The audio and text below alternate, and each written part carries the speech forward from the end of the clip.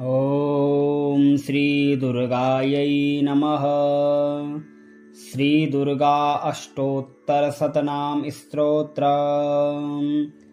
ईश्वर उवाच शतनाम प्रवक्ष्यामि शृणुष्व कमलानने। यस्य प्रसादमात्रेण दुर्गा प्रीता भवेसति।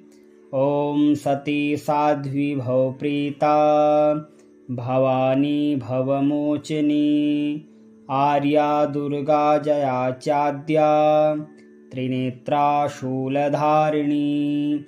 पिनाकधारिणी चित्रा चण्डघण्टा महातपाः। मनोबुद्धि अहंकारा चित्तरूपा चिताचितिः। सर्वमन्त्रमयी सत्ता सत्यानन्दस्वरूपिणी। अनन्ता भाविनी भाव्या भव्या भव्या सदा गतिः।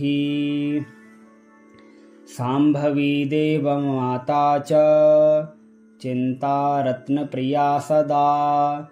सर्वविद्या दक्षकन्या दक्षयज्ञविनाशिनी।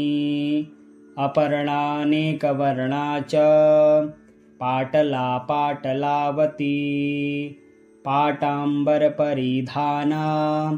कमलमञ्जीरञ्जिनी। अमेयविक्रमा क्रूरा सुन्दरी सुरसुन्दरी। वनदुर्गा च मातङ्गी मतङ्गमुनिपूजिता। ब्राह्मी माहेश्वरी चैन्द्री कौमारी वैष्णवी तथा।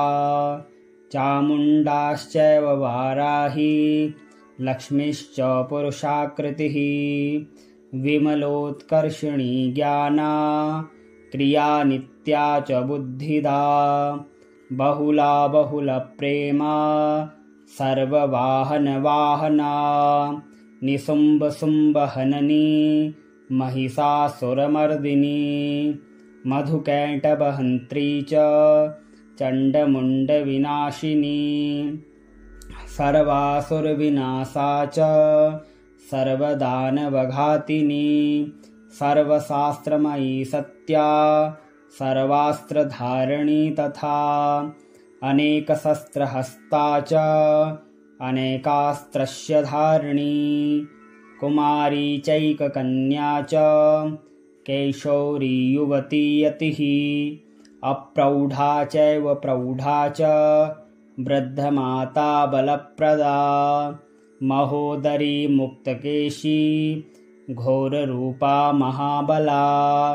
अग्निज्वाला रौद्रमुखी कालरात्रिस्तपस्विनी। नारायणी भद्रकाली विष्णुमाया जलोदरी। शिवदूती कराली च अनन्ता परमेश्वरी। कात्यायनी च सावित्री प्रत्यक्षा ब्रह्मवादिनी। य इदं प्रपठे नित्यं दुर्गा नाम शताष्टकं। नासाध्यं विद्यते देवी त्रिषु लोकेषु पार्वती। धनं धान्यं सुतं जायां हयं हस्तिनमेव च। चतुर्वर्गं तथा चान्ते लभेन मुक्तिं च शाश्वतीम्।